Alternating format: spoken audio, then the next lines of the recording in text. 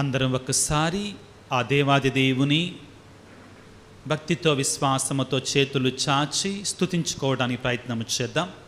Hallelujah Hallelujah. Hallelujah Hallelujah. Praise the lord Praise the Lord. Hallelujah Hallelujah. Hallelujah Hallelujah. యేసువా వందనం యేసువా వందనం. యేసువా స్తోత్రం యేసువా స్తోత్రం. తండ్రి వందనం తండ్రి వందనం. తండ్రి స్తోత్రం తండ్రి స్తోత్రం.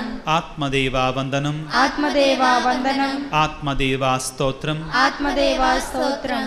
మంచి కాపరి వందనం మంచి కాపరి వందనం. మంచి కాపరి స్తోత్రం మంచి కాపరి స్తోత్రం. హల్లెలూయా Hallelujah. Praise the lord Praise the Lord. Hallelujah Hallelujah. Hallelujah. Hallelujah. మీకు అందరికీ ఒక ప్రశ్న, మీ విశ్వాసం ఎలాగా ఉంది?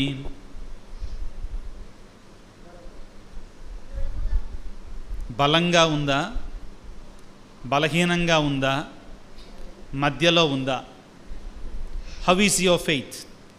Is it really strong or is it very weak or it is in the zolala they say? Okay, అలా నడుస్తుంది బండి. ఎలా ఉంది? అలా నడుస్తుంది బండి అన్నట్టుగా ఉందా? ఎలా ఉంది మీ విశ్వాసం? బలంగా.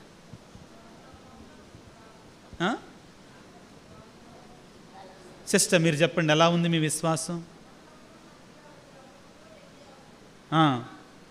ఒకప్పుడు మధ్యలో ఉంటుంది, ఒకప్పుడు గట్టిగా ఉంటుంది. గుడ్. ఇంకా సమ్టైమ్స్ స్ట్రాంగ్, అదే చెప్పారు, ఇంగ్లీష్లో చెప్తున్నారు మీరు ట్రాన్స్లేషన్. ఇంకా మీ విశ్వాసం ఎలాగా ఉంది? మనకు మనంగా పరిశీలించుకోవాలి, నా విశ్వాసం ఎలాగా ఉంది.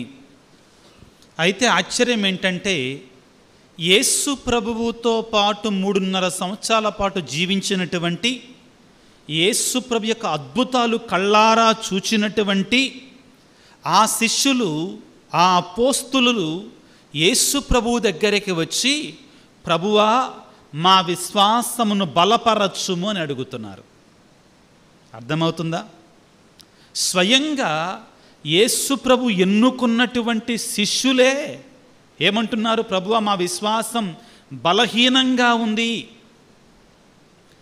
మా విశ్వాసం వీక్గా ఉంది, కాబట్టి ప్రభువా మీరు మా విశ్వాసాన్ని బలపరచండి, దృఢపరచండి అని అడుగుతున్నారు. చాలా గొప్ప కోరిక. It's a beautiful desire. చాలా మంచి కోరిక. ప్రభువు దగ్గరికి వెళ్ళి మనము కూడా ఎల్లప్పుడూ అడుగుతూ ఉండాలి, దేవా నా విశ్వాసాన్ని బలపరచుము. Strengthen my faith lord, strengthen my faith. We should always pray. One of the best prayers that we can pray when we come to the Lord. ఎప్పుడు కూడా మనం అడుగుతూనే ఉండాలి, మనం బలహీనులం, అవునా కదా? ఆత్మీయంగా బలహీనులం. మీలో చాలామంది శారీరకంగా బలంగా ఉండొచ్చు. What I'm talking is about spirituality. మన ఆత్మీయ శక్తి, మన విశ్వాసం బలహీనంగా ఉంటుంది. కాబట్టి ఈనాడు శిష్యులు ప్రభువు దగ్గరికి వచ్చి, దేవా మా విశ్వాసాన్ని బలపరచు అని అడుగుతున్నారు. మనందరం కూడా అడగాలి. ప్రియులకు దేవుని బిడ్డలారా, అసలు విశ్వాసం అంటే ఏంటి? What is faith? విశ్వాసం అంటే ఏంటి? ఒక గ్రామంలో ఒక ఇల్లు ఉంది. ఆ ఇంట్లో భార్య భర్త 3 పిల్లలు ఉన్నారు. భార్య భర్త 3 పిల్లలు ఉన్నారు. అయితే ఒక రోజున ఆ ఇంటికి నిప్పంటుకుంది. ఆ ఇల్లు గ్రౌండ్ ఫ్లోరు, అదేవిధంగా ఫస్ట్ ఫ్లోర్ ఉందన్నమాట. ఆ ఇంటికి నిప్పంటుకుందన్నమాట. ఇంకేముంది, భార్యాభర్త ఇద్దరూ కూడా ఆ పొగల్లో నుంచి ఏదో ఒక రకంగా తమను తాము కాపాడుకోవడానికి ఆ పిల్లలను తీసుకొని త్వరగా నిప్పుల్లో నుంచి బయటపడ్డారు. ఒక్క వస్తువు కూడా మిగల, అన్నీ కాలిపోయాయి, కాలిపోతున్నాయి. బయటికి వచ్చి నిలబడి ఇంటికెళ్ళి చూస్తా బాధపడతా ఉన్నారు. అంతలోకే ఆ మంటల్లో నుంచి డాడీ అని ఎవరో కేక వేశారు. కిందికి చూసేసరికి ఇంకేముంది, వాళ్ళ గుండె గుబేలు అన్నది. 2 పిల్లల్ని తెచ్చారు. ఇంకో పిల్లోడు, చిన్న పిల్లోడు లోపలే ఉండిపోయాడు, నిప్పుల్లోనే ఉండిపోయాడు. 2 పిల్లల్ని తీసుకుని వచ్చారు. ఆ హడావిడి కదా, ఆ భయం కదా, ఆ ప్రాణభయం కదా.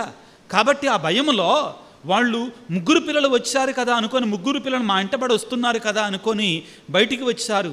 కానీ ఈ అగ్నికీల నిప్పులు మాత్రం ఎగిసెగిసి పడుతున్నారు, లోపలికి వెళ్ళే పరిస్థితి లేదు. డాడీ అనగానే ఆ పొగల్లో నుంచి తండ్రి జాగ్రత్తగా చూస్తే ఆ చిన్న కుమారుడు ఆ మొదటి అంతస్తులో, గ్రౌండ్ ఫ్లోర్, ఫస్ట్ ఫ్లోర్లో ఒక 15 అడుగుల ఎత్తులో, ఆ పిల్లవాడు ఒక 20 అడుగుల ఎత్తులో ఆ నిప్పుల మధ్యలో కిటికీ దగ్గర నిలబడి ఉన్నాడు. డాడీ అని ఏడుస్తున్నాడు. ఏడుస్తుంటే వెంటనే తండ్రి అన్నాడు, నాయనా నేను కింద ఉన్నాను, నువ్వు దూకు నాయనా అన్నాడు. నువ్వు క్రిందికి దూకు, నువ్వు ఎక్కడున్నావో అక్కడి నుంచి నువ్వు క్రిందికి దూకు, నేను నిన్ను పట్టుకుంటానన్నాడు. అనేసరికి ఆ పిల్లవాడు అన్నాడు, కానీ నువ్వు నాకు కనబడతలేదు నానా అన్నాడు. I can't see you, how can I jump? నేను నిన్ను చూడలేకపోతున్నా, నువ్వు నాకు కనబడతలా, ఈ పొగలో నువ్వు నాకు కనబడతలేదు. నిప్పులు వచ్చినప్పుడు పొగ వస్తుంది కదండి, ఆ తగలబడుతున్నప్పుడు పొగ వస్తుంది కదండి, ఇళ్ళు కాలిపోతున్నప్పుడు పొగ వస్తుంది కదా, నాకు నువ్వు కనబడతలేదు ఈ పొగలో నానా అని చెప్పాడు. కానీ నేను నీకు కనబడకపోయినా కానీ నువ్వు నాకు కనబడుతున్నావు, కాబట్టి నువ్వు దూకు, నేను నిన్ను పట్టుకుంటాను అనగానే ఆ పిల్లవాడు మారు మాట్లాడకుండా మా నాన్న నన్ను పట్టుకుంటానన్నాడు కదా అని కిందికి దూకాడు. సురక్షితంగా పిల్లవాడు తండ్రి యొక్క చేతుల్లో భద్రపరచబడ్డాడు. విశ్వాసం అంటే ఆ పిల్లవాడు చూపించాడు చూడండి, నేను క్రిందికి దూకుతాను 20 అడుగుల ఎత్తు నుంచి, 15 అడుగుల ఎత్తు నుంచి. కారణం ఏమిటి అంటే నా తండ్రి నా చెయ్యి విడిచిపెట్టాడు, నా తండ్రి నన్ను కాపాడతాడు. నేను క్రిందికి దూకినాక నాకు ఏమీ జరగకుండా నా తండ్రి నన్ను భద్రపరుస్తాడు. ఈ ప్రమాదంలో కూడా, ఈ శ్రమలలో కూడా, ఈ కష్టాలలో కూడా నా తండ్రిని నమ్మి నేను కిందికి దూకగలిగితే నా తండ్రి నన్ను కాపాడతాడు. ఇది విశ్వాసం. అయితే మనం చెప్పుకున్నటువంటి ఈ సంఘటన ఈ లోకంలో జరిగితే మనం చేయవలసినటువంటి విశ్వాసం అంటే పరలోక తండ్రి మీద విశ్వాసం ఉంచాలి. విశ్వాసం అంటే ఏమిటి? ఆ పిల్లవాడికి తండ్రి కనబడతల్లా, కనబడ్డా? కనబడతల్లా, చూడలేకపోయాడు, కనబడతల్లా, చూడలేకపోయాడు. చూడకపోయినా కానీ విశ్వసించాడు, అవునా కాదా? చూడకపోయినా కానీ, చూడజాలకపోయినా కానీ విశ్వసించాడు. విశ్వాసం అంటే ఇదే. ఏమిటి? దేవుని మీద నమ్మకముతో మనము చూడజాలని క్రియలయందు, విషయములయందు నమ్మకం ఉంచటమే విశ్వాసం. అర్థమైందా? ఒకసారి వాక్యాన్ని చదువుకోవడానికి ప్రయత్నం చేద్దాం. హెబ్రీ పత్రిక 11వ అధ్యాయం 1వ వచనాన్ని చదువుకుందాం. హెబ్రీలకు రాసినట్టు లేఖ 11వ అధ్యాయం 1వ వచనం. విశ్వాసం అంటే ఏమిటి? What is faith? విశ్వసించుటయనా? విశ్వాసము అంటే మనము నిరీక్షించు విషయములయందు, మనము నిరీక్షించు విషయములయందు నిస్సందేహముగా ఉండుట, నిస్సందేహముగా ఉండుట. మనము చూడజాలని విషయములను, మనము చూడజాలని విషయములయందు గూర్చి నిశ్చయముగా ఉండుట, నిశ్చయముగా ఉండుట. మనం చూడతల్లా ఏం జరగబోతుంది? మీలో ఎవరైనా పరలోకాన్ని చూసి వచ్చారా అమ్మా? పరలోకాన్ని చూసి వచ్చారా? ఎట కుదురుద్దు ఫాదర్? పరలోకాన్ని చూడాలంటే చచ్చిపోవాలిగా ముందు. పరలోకాన్ని చూడాలంటే ఏం కావాలి? చచ్చిపోవాలి. యా, గొప్ప గొప్ప పునీతులకి దర్శనాలు కలిగాయి. గొప్ప గొప్ప పునీతులకి ఏం కలిగినాయి? దర్శనాల్లో చూస్తారు స్వర్గాన్ని. కానీ మనం ఎలా చూడగలం? ముందు చనిపోవాలి, అప్పుడే మనం చూస్తాం. కానీ మన నమ్మకం ఏంటి? మన విశ్వాసం ఏమిటి? మనం మరణించిన తర్వాత నేను నమ్మినటువంటి, నేను విశ్వసించినటువంటి ఆ యేసు భగవాను, నా కొరకే మరణించినటువంటి, నా కొరకే సిలువలో మరణించినటువంటి ఆ యేసు ప్రభు నాకు స్వర్గాన్ని ఇస్తాడు. అదేగా విశ్వాసం. కానీ నేను చూడలేదు దాన్ని. కాబట్టి చూడజాలని విషయముల యందు నమ్మకం ఉంచటమే విశ్వాసం. చూడజాలని విషయముల యందు నమ్మకం ఉంచటమే విశ్వాసం. కాబట్టి ప్రియులకు దేవుని బిడ్డలారా, ఈ విశ్వాసం లేకపోతే క్రైస్తవునికి రక్షణ లేదు. Without faith there is no salvation. Without faith there is no salvation. కాబట్టి శిష్యులు అంటున్నారు, ప్రభువా మా విశ్వాసాన్ని బలపరచయ్యా. ఎందుకంటున్నారు అసలు శిష్యులు, ప్రభువా మా విశ్వాసాన్ని బలపరచయ్యా అని ఎందుకు అడుగుతున్నారు? Why the disciples are asking Jesus to strengthen their faith? Why are they asking? ఎందుకు అడుగుతున్నారంటే మనము 17వ అధ్యాయం 1వ వచనం నుంచి చదవాలి. దానికి ముందున్న వాక్యాన్ని చదవాలి. ఒకసారి చదవమ్మా, 17వ అధ్యాయం 1వ వచనం నుంచి. యేసు తన శిష్యులకు ఉపదేశించుచు పాపపు శోధనలు రాక ఆటంకములు రాక తప్పవు, కానీ అందుకు కారకుడైన వానిని అనర్థము. 3వ వచనాన్ని చదవండి ఒకసారి. 3వ వచనం. జాగరూకులై ఉండుడు, మీ సోదరుడు తప్పిదము చేసిన ఎడల అతనిని మందలింపుము, అతడు పశ్చాత్తాపపడిన ఎడల అతనిని క్షమించుము. క్షమాపణ గురించి మాట్లాడుతున్నారు ప్రభు ఈ రోజు ప్రభు దగ్గరికి శిష్యులు వచ్చి, ప్రభువా మా విశ్వాసాన్ని బలపరచడు ఎందుకు అడుగుతున్నారు అంటే దానికి ముందు జరిగిన సంఘటన అర్థమవుతుందా? దానికి ముందు ఏదో జరిగింది. అప్పుడు 4వ వచనంలో ఏమంటున్నారు? క్షమించమన్నారు, బాగానే ఉంది. కానీ ఇంకా కొద్దిగా ముందుకు వెళ్ళి ఏమంటున్నారు వినండి. అతడు ఒక రోజుకి 7 సార్లు నీ పట్ల తప్పిదము చేస్తే 7 సార్లు నీ వద్దకు వచ్చి పశ్చాత్తాపపడుచున్నానని నీతో చెప్పినడలా వానిని క్షమింపుము. చాలు. ప్రభు ఏమంటున్నాడు? నీకు వ్యతిరేకంగా నీ శత్రువు రోజుకి 7 సార్లు నేరం చేశాడు, ఘోరం చేశాడు. ప్రభు ఏమంటున్నాడు? అయినా కానీ నువ్వు క్షమించాలి. మనం ఒక్కసారికే క్షమించమాయా? ఒక్కసారికే తగ్గం అసలు మనం, అవునా కాదండి? ఒక్కసారి మనకు వ్యతిరేకంగా ఎవడన్నా ఏమన్నా చేస్తే అసలు ఏమంటాం?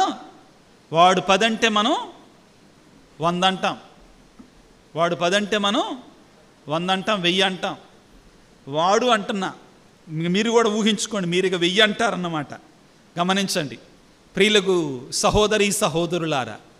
ప్రభు ఏమంటున్నాడంటే, ఒక వ్యక్తి నీకు ద్రోహము చేస్తే, నీకు వ్యతిరేకముగా పాపము చేస్తే అతనిని రోజుకి 7 సార్లు వచ్చి క్షమించమని అడిగినా కానీ క్షమించాలి అంటున్నారు.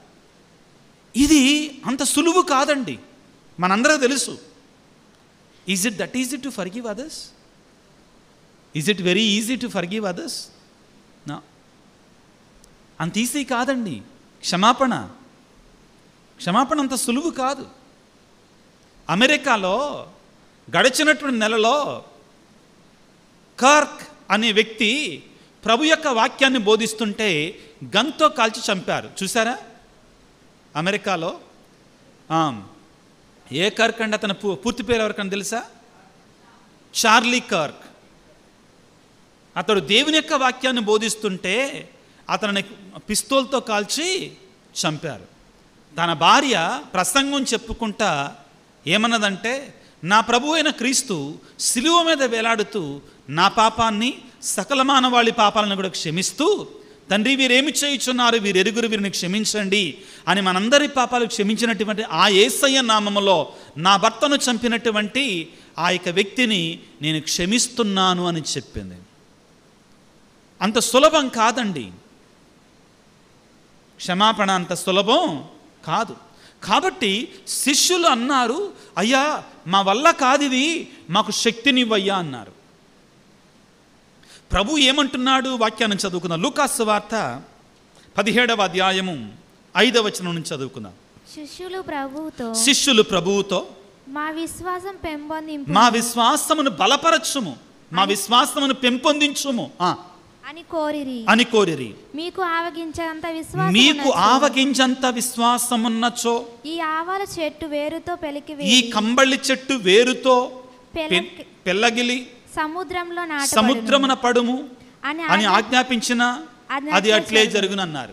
ప్రియులారా, విశ్వాసముతో ప్రభు ఒక చిన్న ఉదాహరణ ఇచ్చారు. ఏంటి?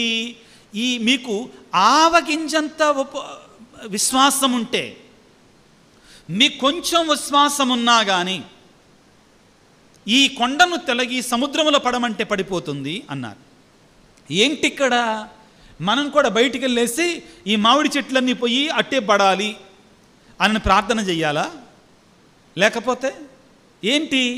మనకేదైనా అడ్డం వచ్చినటువంటి చెట్లని, చావలని, కొండలని అవి మొత్తం తీసేయమనా? అది కాదు. అర్థం ఏంటంటే మనందరి జీవితాలలో కూడా కొండల లాంటి సమస్యలు వస్తాయి, రావా? భయంకరమైనటువంటి పాతుకుపోయినటువంటి సమస్యలు ఉంటాయి మనందరి జీవితాలలో కూడా. మనం అనుకుంటాం, చాలామంది నాకు ఫోన్ చేస్తారండి యూట్యూబ్ ద్వారా వాక్యాన్ని వినేటువంటి వారు, ఫాదర్ గారండి నా వల్ల కాటల్లా, నాకు ఎన్నో శ్రమలు వస్తున్నాయి, దేవునికి నమ్మకపాత్రంగా ఉండాలనుకుంటున్నా, నాకు ఆర్థిక ఇబ్బందులు లేకపోతే కుటుంబంలో సమస్యలు, నా వల్ల కాటల్లా, కొండల్లాగా పెరిగిపోయాయి, బాగా పాతుకుపోయాయి, వేళ్ళు పాతుకుపోయాయి, చెట్టును పెళ్ళగిలిపోయి పడటం అంటే అదే ప్రియులారా మనందరి జీవితాలలో కూడా సవాళ్ళు వస్తాయి. బైబిల్ గ్రంథంలో ప్రియులారా చాలామంది మనకు ఉదాహరణగా ఉన్నారు. ఇశ్రాయేలు ప్రజలు ఇదిగో ఐగుప్తు దేశాన్ని విడిచిపెట్టి కనాను దేశంలో అడుగుపెట్టేటప్పుడు వారికి ఒక రాజ్యం ఎదురుబడింది. ఏమిటి అది? ఎరికో రాజ్యం, ఎరికో పట్టణం ఎదురుబడింది. వాళ్ళకి అది పెద్ద కొండలాగా కనబడింది, అవునా కాదా? అమ్మో, ఆ లోపల ఉన్నటువంటి వాళ్ళు రాక్షసుల్లాగా ఉన్నారు, వేగు నడిపారు.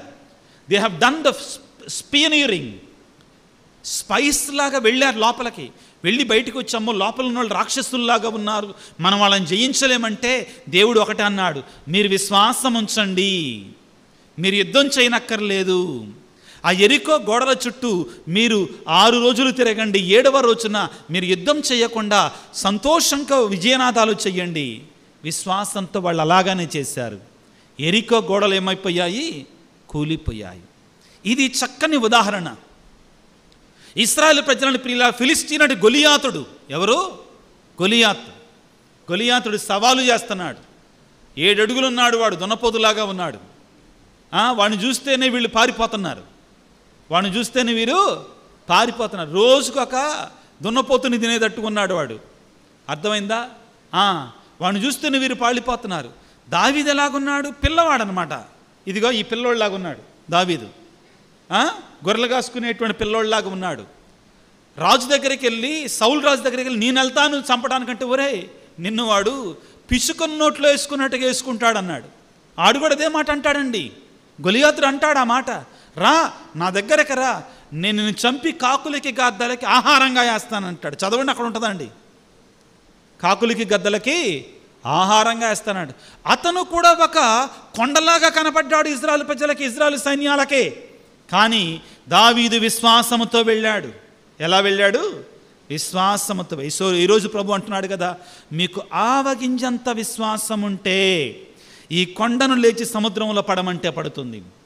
దావీదు వెళ్ళింది ఏంటి? చిన్న రాళ్లతోటి వెళ్ళాడు. ఏం తీసుకెళ్ళాడు? చిన్న రాళ్ళు. అతని దగ్గర కత్తి లేదు, అతని దగ్గర డాల్ లేదు. అతను అసలు తనను తాను ప్రొటెక్ట్ చేసుకోవటానికి ఆ సౌలు రాజు యొక్క కవచం దొడుక్కుంటే నడవలేకపోయాడు అనమాట. ఆ కవచాన్ని వేసుకొని దావీదు చిన్నవాడు అన్నమాట, నడవలేకపోయాడు. కానీ దావీదు వెళ్ళినట్టు కవచం ఏమిటంటే విశ్వాసం అనే కవచంతో వెళ్ళాడు. విశ్వాసంతో వెళ్ళాడు.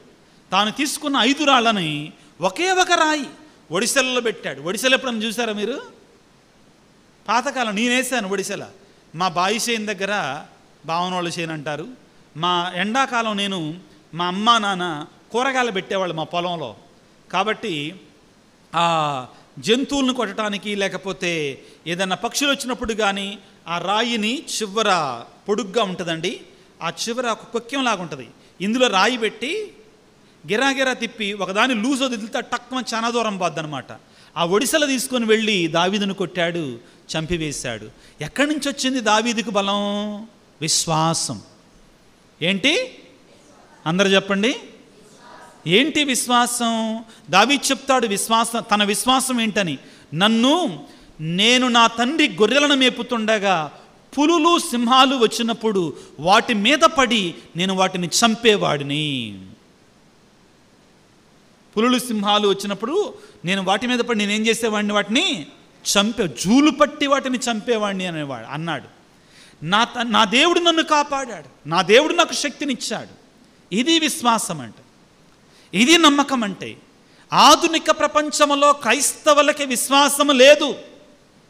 విశ్వాసం లేని క్రైస్తవులంగా మనం జీవిస్తున్నాం. విశ్వాసం లేని క్రైస్తవులంగా మనం జీవిస్తున్నాం. ప్రతి క్రైస్తవుడు కూడా దినదినము ప్రార్థన చెయ్యాలి. ఏమని? దేవా, నా విశ్వాసాన్ని బలపరచుమయ్యా, నా విశ్వాసాన్ని దృఢపరచుమయ్యా. మనందరం ప్రార్థన చేయాలి. నీ జీవితంలో శ్రమలున్నాయా? నీ జీవితంలో సవాళ్ళు ఉన్నాయా? నీ జీవితంలో అనారోగ్యం ఉందా? లేకపోతే వివిధ రకాలైనటువంటి ఆర్థిక పరమైనటువంటి, ఆలోచన పరమైనటువంటి, ఆత్మీయ పరమైనటువంటి సవాళ్లతో కొండల్లాగా ఉన్నాయి నీ జీవితంలో. నీవు నేను కూడా ప్రార్థన చెయ్యాలి. దేవా, నా విశ్వాసాన్ని బలపరచు తండ్రి. ఈనాడు ఈ పరిశుద్ధ బలి పూజలో ఆ దేవాది దేవుని వేడుకుందాం. దేవా, శిష్యుల వలె మనం కూడా వేడుకుందాం. దేవా, మా విశ్వాసమును బలపరచయ్యా, మా విశ్వాసాన్ని దృఢపరచు దేవా అని ఆ దేవాది దేవుని అందరి తలలు వంచి ప్రార్థన చేసుకుందాం. సర్వశక్తిమంతుడా, సర్వోన్నతుడా, ప్రేమగల తండ్రి, ఈనాటి వాక్యములను పలుకుతున్నావు. మీకు ఆవగింజంత విశ్వాసం ఉంటే మీకు అసాధ్యమనేది ఏదీ లేదని పలికావు తండ్రి. యేసయ్యా, మాలో కొడిగట్టిపోతున్న విశ్వాసాన్ని మీరు బలపరచండి. శిష్యుల వలె మీ సన్నిధిలో ఉన్నాం ప్రభువా. మేము కూడా మాలో ఉన్నటువంటి బలహీనమైన విశ్వాసాన్ని బలపరచండి, దృఢపరచండి ప్రభువా. అన్నిటికంటే ముఖ్యంగా నీ ఎడల విశ్వాసాన్ని కలిగి రక్షణ భాగ్యాన్ని పొందుకోవడానికి కావలసిన శక్తిని మాకు దయచేయండి. ఎంతోమంది బిడ్డలు ప్రభువా మా కొరకే ప్రార్థించమని అడుగుతుండగా అనారోగ్యంతో బాధపడుతున్న బిడ్డలను స్వస్థపరచమని విశ్వాసంతో అడుగుతున్నాము తండ్రి. కుటుంబాలలో భార్యాభర్తల మధ్యలో శాంతిని, సమాధానాన్ని, ప్రపంచంలో శాంతిని, సమాధానం దయచేయమని విశ్వాసంతో అడుగుతున్నాము తండ్రి. ఓ యేసురాజా, ప్రత్యేకమైన రీతిలో ప్రభువా ఎవరైతే బిడ్డలు వివిధ రకాలైన అవసరతలతో మా కొరకే ప్రార్థించమని అడుగుతున్న వారందరిని దీవించండి. ఈనాడు ప్రత్యేకంగా నీ సన్నిధికి వచ్చినటువంటి ఈ నీ బిడ్డలందరిని దీవించండి. వారు ఏ ఏ ఉద్దేశాలతో, ఏ ఏ తలంపులతో, ఏ ఏ కోరికలతో నీ సన్నిధికి వచ్చారో వారందరిని దీవించమని, అన్నిటికంటే ముఖ్యంగా నీ ఎడల మాకున్న విశ్వాసం ఎన్నటికీ కోల్పోకుండా దృఢమైన, బలమైన, శక్తి కలిగినట్టు విశ్వాసంతో జీవించటానికి కావలసిన నీ యొక్క వరాలను మా మీద కుమ్మరింపచేయమని, పరిశుద్ధాత్మ అభిషేకాన్ని మాకు దయచేయమని మనాదుడైన క్రీస్తు ద్వారా వేడుకొనుచున్నాము తండ్రి. ఆమేన్.